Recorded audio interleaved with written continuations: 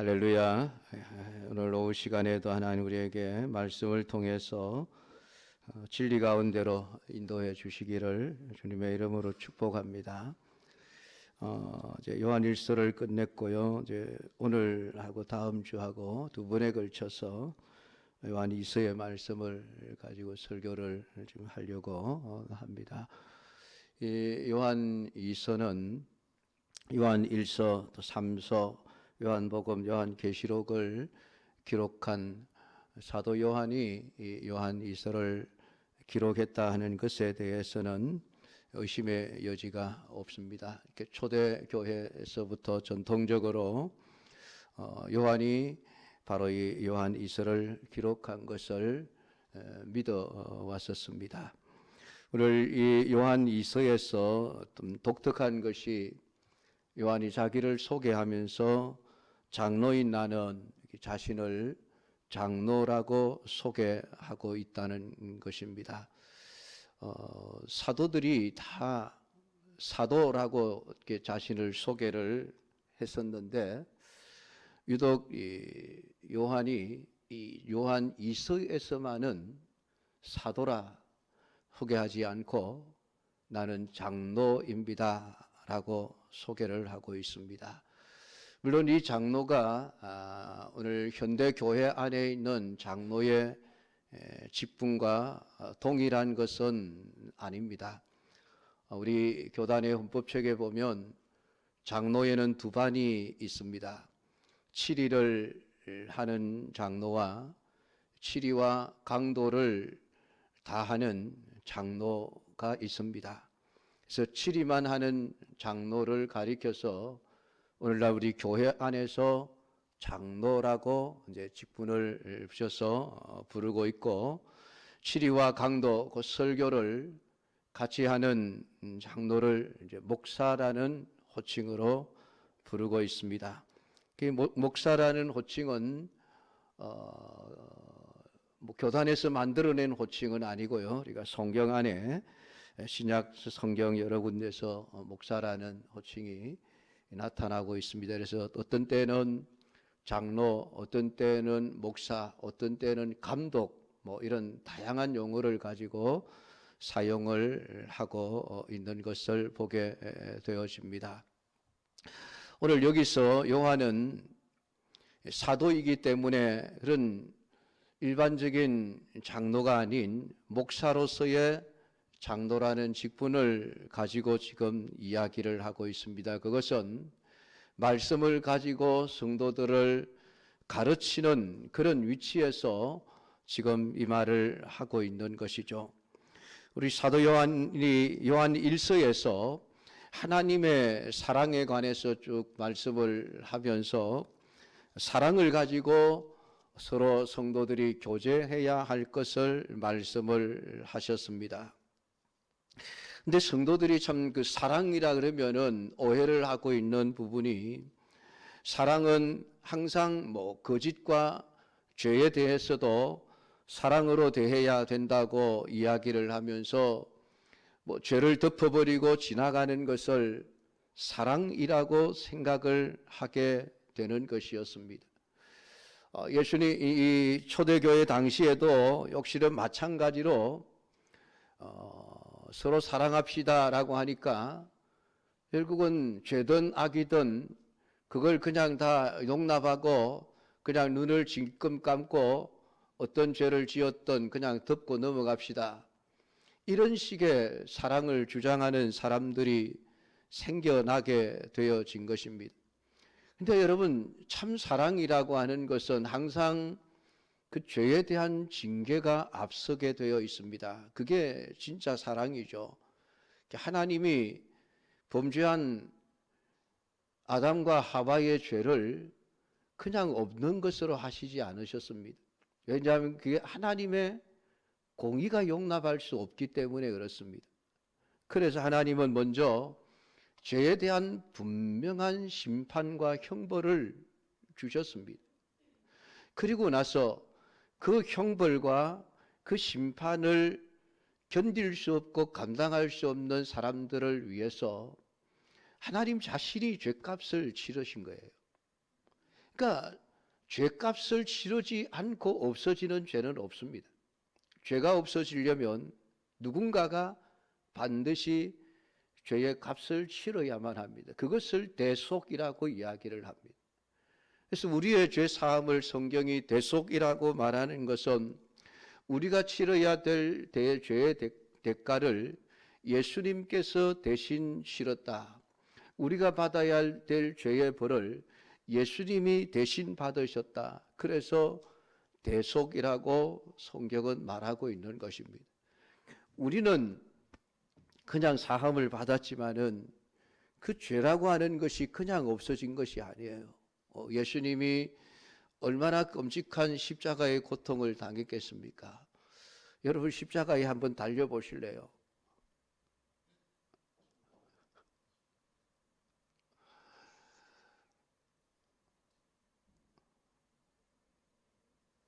어느 나라에 가면 실제로 자신을 십자가에 못 박는 체험을 하는 사람들이 있답니다.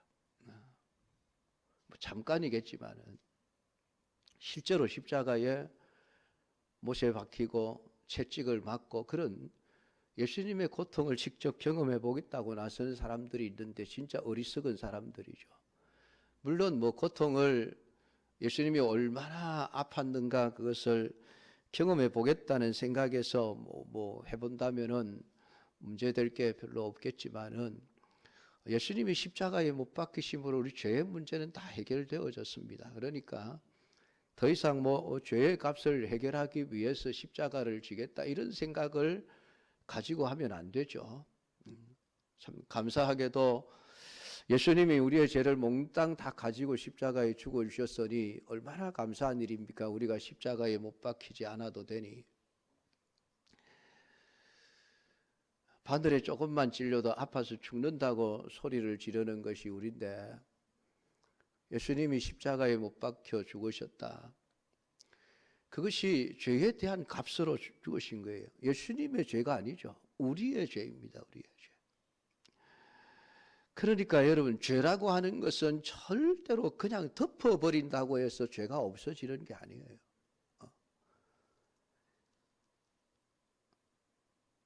대변을 보고 그 냄새나는 똥을 그릇으로 덮어버린다고 여러분 똥이 없어집니까? 보이지 않을 뿐이죠. 냄새가 얼마나 나겠습니까? 똥은 치워버려야 됩니다. 그래야 깨끗해지고 냄새도 안 나고 그렇습니다.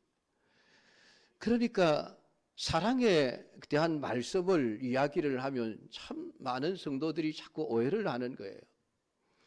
그냥 죄를 지어도 아이고 그냥 덮고 넘어갑시다 이러는 거예요. 그게 사랑인 줄 아는 거예요. 그건 사랑이 아니고 여러분 그건 사람을 망하게 하는 것이고 지옥 가게 하는 것이고 죽게 만드는 거예요. 그게 사랑이 아니에요. 착각하시면 안 돼요.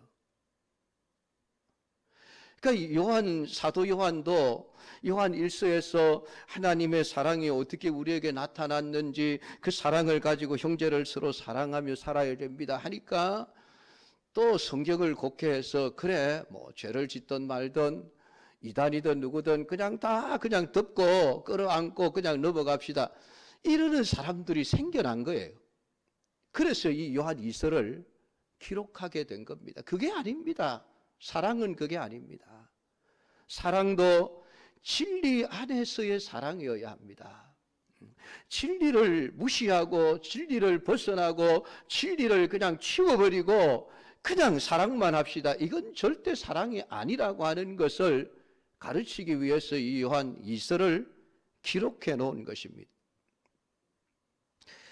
무조건 덮어주고 무조건 용서하고 무조건 사랑하는 것이 사랑이 아닙니다. 우리 예수님이 십자가에 우리 죄를 대신하여 값을 치르시고 십자가에 죽어주시면서 우리의 죄를 용서해 주셨지만은 예수 믿고 난 이후에 짓는 죄에 대해서는 회개하라고 요구하고 있습니다. 그게 하나님의 공의예요. 회개해야만 용서가 주어진다는 것이죠. 그게 성경의 가르침입니다. 여러분. 대가를 치르지 않고 용서가 되는 죄가 없다라고 하는 것을 분명히 아셔야만 됩니다. 그래서 요한은 우리가 진리 안에서 사랑해야 합니다 라고 지금 제안을 걸어놓고 있는 것이죠. 오늘 이 요한 1서가 아마 기록된 때는 주 한 85년에서 90년 사이일 것이라 그렇게 학자들에 의해서 주장이 되어지고 있습니다. 우리가 아는 대로 주 한 64, 5년경에 네로 황제가 정신이 돌아버려 가지고 완전히 로마 시를 재건축을 하려고 시도를 하다가 불을 놔 버렸죠. 그리고는 문제가 커지니까 기독교인들이 방화봅니다. 그렇게 죄를 덮어 씌워서 엄청나게 많은 기독교인들이 죽임을 당하고 핍박을 겪는 그런 아픔이 있었습니다.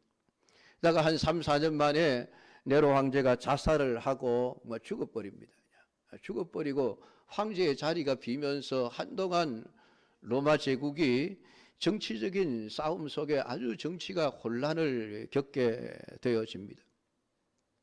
그러는 와중에 유대인들이 독립운동을 하겠다고 막 이제 일어서다가 결국은 주 70년에 로마의 그 디도 장군에 의해서 완전히 예루살렘 성전이 다 파괴되어져 버리고 예수님의 말씀대로 돌 하나도 돌 위에 남지 않는 그런 모습을 하게 되어졌고 지금까지 그렇게 진행되어져 오고 있는 것입니다. 그리고 난 후에 주 약 한 60년 경부터 해서 이제 또 황제가 들었으면서 교회를 핍박하기 시작을 하고 티토스 황제가 들었으면서 약 한 2년 동안 또 교회를 핍박하고 그 다음에 지금 이 요한 1서가 기록되던 그 시대에 이 도미티아누스 황제가 로마의 황제로서 다스리던 그런 시기인데 이 사람도 자신을 신이라고 황제가 곧 신이다. 그러니까 황제를 신으로 섬겨라. 근데 기독교인들이 그럴 수가 없지 않습니까? 하나님 외에 참 신이 없는데 왜 황제를 신이라고 합니까? 황제는 신이 아니라 사람입니다. 우리는 섬길 수 없습니다. 그러니까 또 교회를 엄청나게 핍박하기 시작한 그런 시점에 바로 이 요한 2서가 기록이 되어져 있는 것입니다. 그런 가운데 그 당시에는 우리나라도 기독교 초기 기독교가 들어오고 얼마 안 되었을 때는 전부 선교사님들만이 있었죠. 한국의 신학교도 세워지기 전이었고 목사님도 이제 배출되기 이전에 그런 시대가 있었습니다.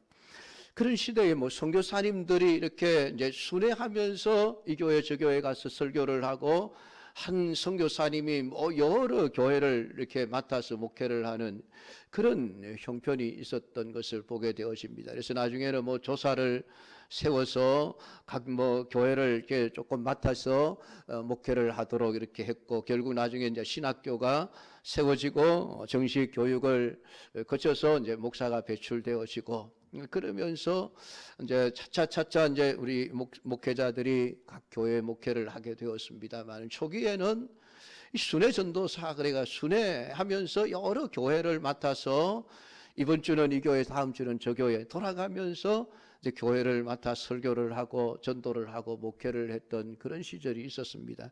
근데 이 성경이 기록된 이 초대 교회 시대도 똑같았어요. 목회자는 적고 교회는 엄청나게 많이 세워지는 이러한 상황 속에서 복음 전도가 불같이 일어나니까 이게 핍박을 받고 정말 환난을 당하고 어려움에 처해 있는데도 신기하게 복음은 더 잘 전해지는 거예요. 예수 믿는 사람은 더 많아지는 거예요. 그 교회가 평안하고 잘 되면은 사람들이 막 교회를 나올 것 같고 예수를 믿을 것 같은데 아니에요, 여러분. 교회는 희한하게도 환난과 핍박 가운데서 복음의 생명력은 더 활발하게 역사를 하고 살아나게 되어져 있습니다. 오히려 교회가 평안해지면 결국은 교회 안에 온갖 그런 문제들이 발생하게 되어지고 죄와 악이 만연하게 되어지는 그런 결과를 낳게 되어집니다. 그것이 중세시대 우리 교회의 모습이죠.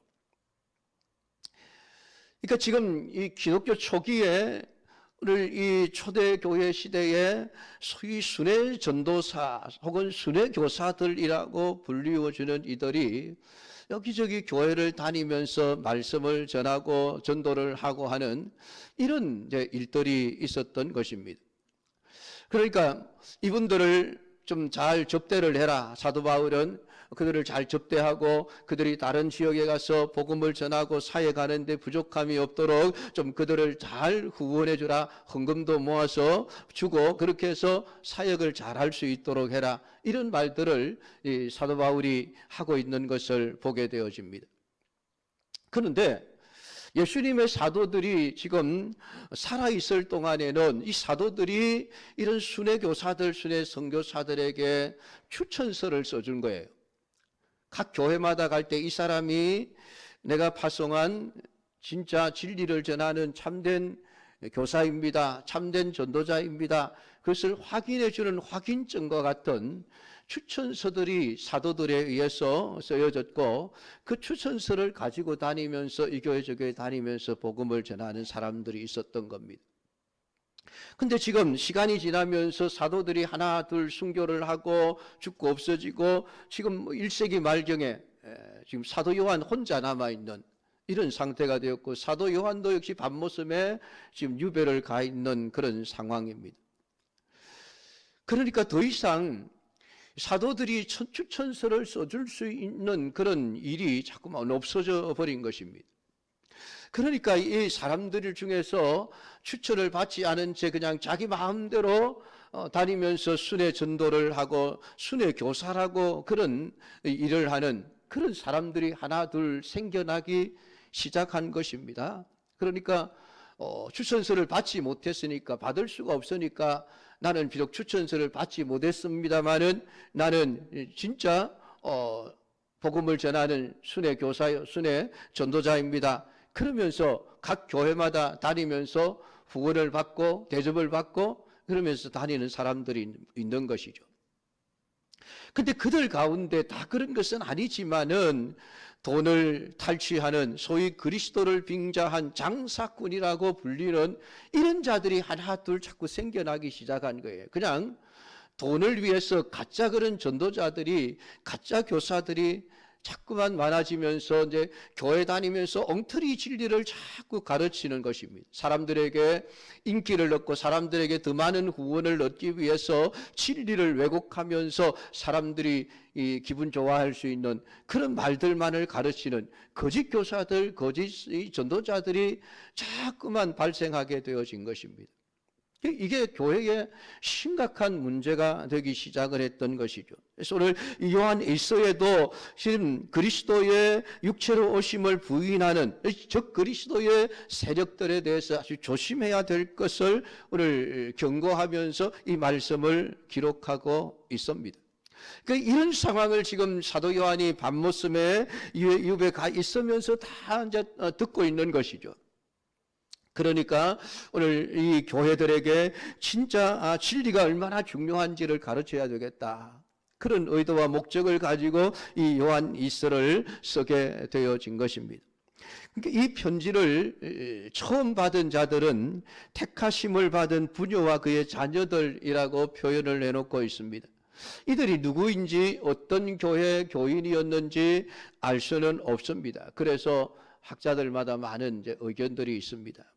헬라어 에클레테 퀴리아 카이 토이스 테크노이스 아우테서라고 하는 이 문장에 대한 견해 크게 두 가지로 나뉘어지고 있습니다. 하나는 에클레테나 퀴리아라고 하는 단어를 그냥 사람의 이름이라 어느 교회에 있는 사람의 이름 그 이름을 가진 어떤 여성도와 그의 자녀들에게 보낸 것이라고 주장하는 학자들이 있습니다. 또 어떤 학자는 어떤 개인에게 보낸 것이 아니라 지역 교회와 같은 기독교 공동체를 가리키는 의미라고 주장을 하는 학자들도 있습니다. 그래서 여기서 부녀를 의미하는 헬라 키리아가 예수님을 주님이라고 부를 때 퀴리오스라고 그러죠. 퀴리오스.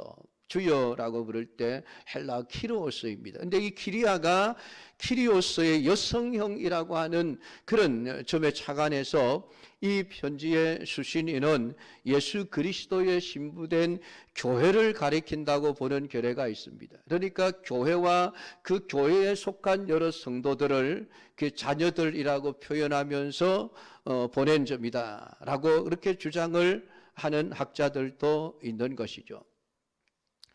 어느 것인지 우리가 정확하게 알 수는 없습니다만 이것이 개인이든 그것이 교회든 동일하죠. 의미는 똑같습니다.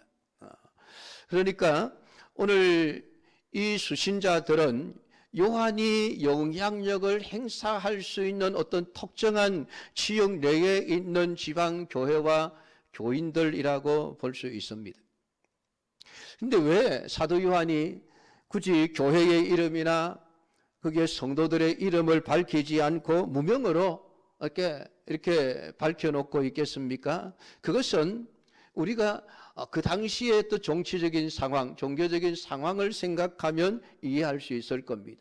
교회가 평안하던 시대가 아니고 황제들이 지금 황제를 신으로 섬기지 않는다고 해서 교회를 엄청나게 핍박하는 시대입니다. 그러니까 실명을 밝힐 수가 없는 것이죠.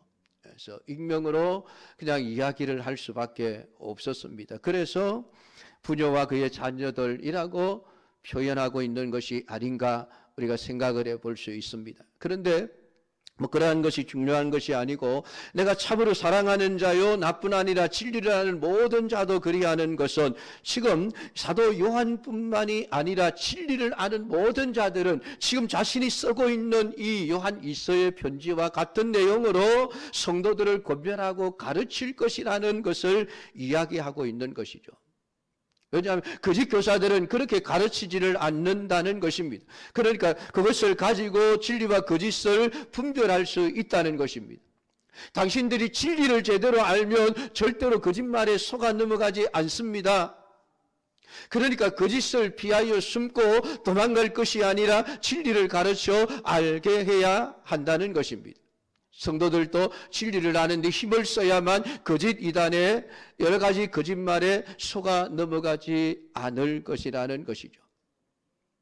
그래서 오늘 본절에 나타나고 있는 사랑, 진리 이런 단어들은 이 요한 이서 내에서 가장 중요한 개념입니다. 진리와 사랑이라고 하는.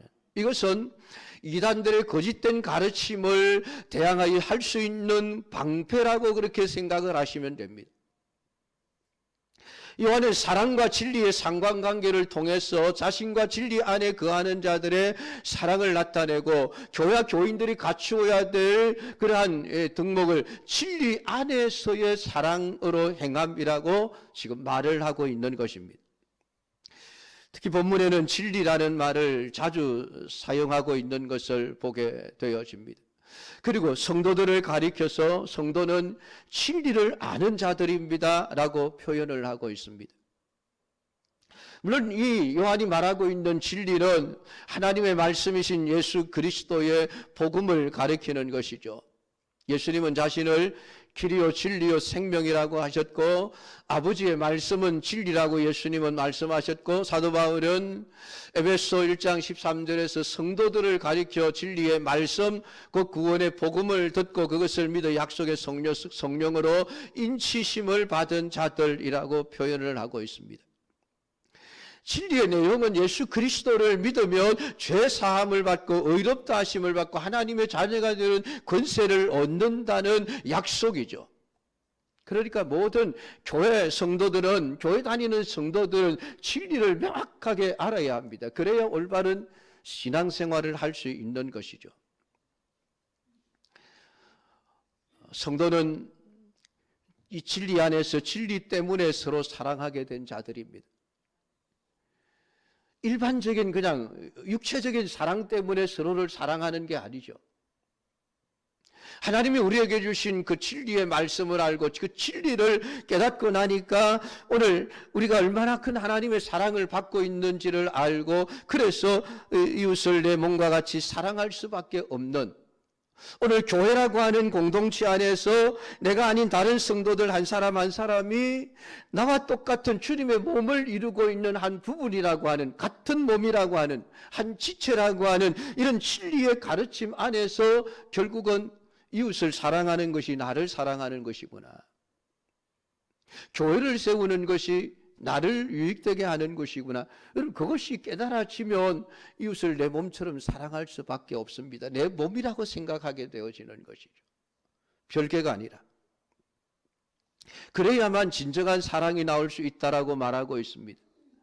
오늘 택하심을 받은 부녀들을 가리켜서 진리를 아는 자, 진리 안에서 사랑하는 자라고 그렇게 표현을 하고 있습니다. 오늘 진리가 우리 모두를 하나의 그리스도의 몸으로 하나에 묶어 놓은 것이죠.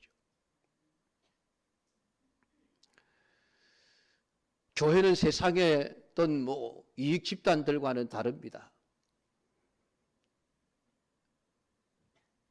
취미 활동을 위해서 모인 세상의 그런 집단들과도 다르죠. 그래서 교회는 하나의 큰 가정이라고 성경은 표현을 하고 있습니다. 그리고 우리가 육신이 서로 다른 집에 살고 있을지라도 우리는 하나님의 자녀입니다. 하나님을 아버지로 모시는 대가족이라는 거예요. 대가족. 여러분, 이런 대가족이 어디 있겠습니까? 오늘 예수 그리스도의 말씀대로 누구든지 하나님 아버지의 뜻대로 행하는 자는 그의 형제요 자매라 말씀하신 거예요. 그러니까 성도들의 이 사랑의 교제 안에 교회다움이 있는 것입니다. 이어서 3절에서 은혜와 긍휼과 평강이 하나님 아버지와 아버지 아들 예수 그리스도께로부터 진리와 사랑 가운데서 우리와 함께 있으리라. 오늘 이 요한이 이어서 하는 말이 은혜와 긍휼과 평강이라고 하는, 우리 모두가 다 원하는 것이죠. 하나님께 은혜 받기를 원하고 하나님의 긍휼 받기를 원하고 하나님 주시는 평강이 우리의 삶에 풍성하게 넘치기를 원하고 있습니다. 그런데 이 하나님 아버지와 아버지 아들 예수 그리스도께로부터 나오는 것이 은혜와 긍휼과 평강인데, 이것이 우리에게 주어질 때에 어떤 통로를 통해서 주어지는가 하니까 진리와 사랑 가운데서 우리와 함께 있으리라 라고 요한은 말하고 있습니다. 그냥 은혜가 그냥 여기저기 떠돌아 다니다가 아무 때나 그냥 내게 오는 게 아니고, 내가 진리와 사랑 가운데 살아갈 때에 거기에 하나님이 주시는, 하나님으로부터 나오는 은혜와 긍휼과 평강이 내게 오게 되어진다는 말입니다. 통로가 그렇게 연결되어져 있다는 거예요. 진리가 없는 사람에게 하나님의 은혜와 긍휼과 평강이 주어지지 않습니다. 통로가 연결되어져 있지 않거든요. 우리가 은혜와 평강을 구하는데 그 은혜와 평강은 하나님과 예수님으로부터 나오는 것이고, 하나님과 예수님 이외에 어떤 존재로부터 우리는 은혜와 평강, 긍휼을 얻을 수 없습니다. 하나님은 어떻게 보면 은혜와 평강과 긍휼을 막 부분에는 유일한 샘과 같은 존재죠. 그리고 그곳에서 솟아난 은혜와 평강은 진리와 사랑이라고 하는 통로를 통해서 우리 안에 오게 되어집니다. 그래서 요한은 오늘 예수 그리스도께로부터 오는 은혜와 긍휼과 평강이 진리와 사랑 가운데서 우리와 함께 있을 것입니다 라고 말하고 있는 것이죠. 사랑하는 성도 여러분, 사랑 가운데서라는 그 말이 그냥 아무렇게나 진리도 무시해버리고 그냥 우리 서로 사랑합시다, 당신 좋고 나 좋고 우리 모두가 좋은 것 아니겠습니까? 그냥 허허 웃읍시다, 여러분, 이런 게 아니라는 거예요. 우리의 사랑은 언제나 진리라고 하는 테두리를 벗어나지 않는 그 안에서 서로 사랑해야만 한다는 것입니다.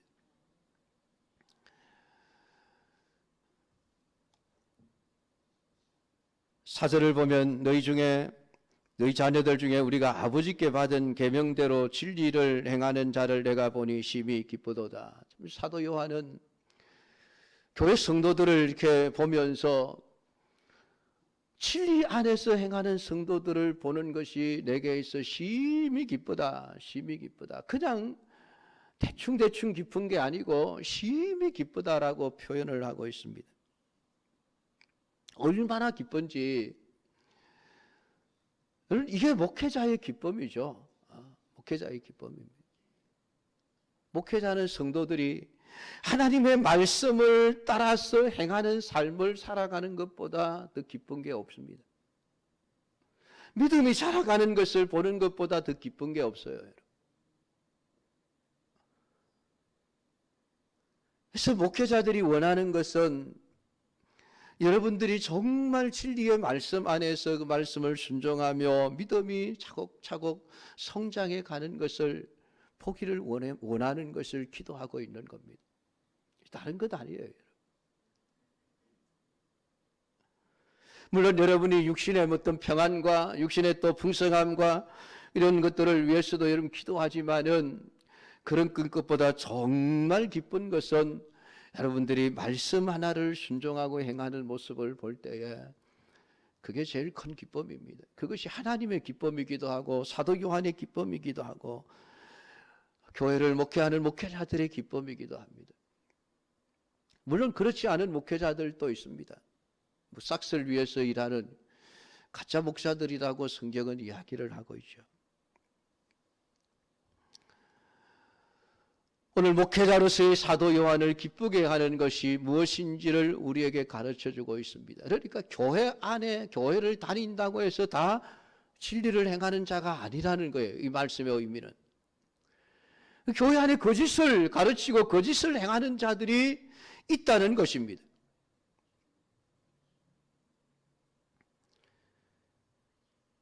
미혹하는 자가 세상에 많이 나왔다. 다음 주에 우리가 말씀을 생각할 것이지만은 지금 세상에 많이 나와 있는 미혹하는 자, 즉 그리스도 또는 예수 그리스도의 인성을 부인하는 이런 거짓 이단들, 그런 이단들이 얼마나 많이 여러분 돌아다니면서 성도들을 미혹하고 있습니까?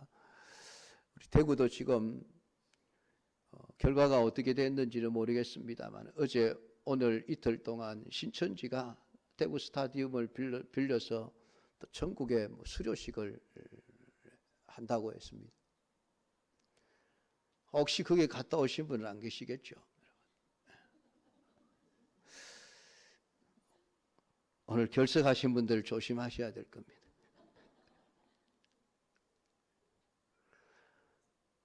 꼭 이단들은 여러분 교인들을 찾아다니는 교인들을, 교회 다니는 사람들을.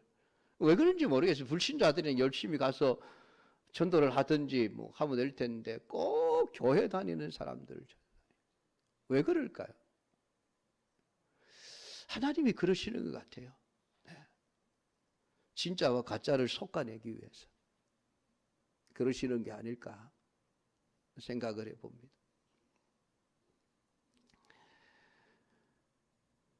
요한도 지금 이 편지를 써보낸 교회 안에 진리에 따라서 행하지 않는 사람들이 있다는 것을 알고 내가 진리를 따라 행하는 자를 내가 보니까 심히 기쁩니다 라고 지금 말하고 있는 것이죠. 오늘 여러분은 한 사람이라도 가라지가 되어서는 안 됩니다. 진리의 말씀을 기뻐하고 복음의 진리를 듣고 그대로 행할 수 있는 그러한 믿음의 사람들이 되어질 수 있기를 주님의 이름으로 축복합니다.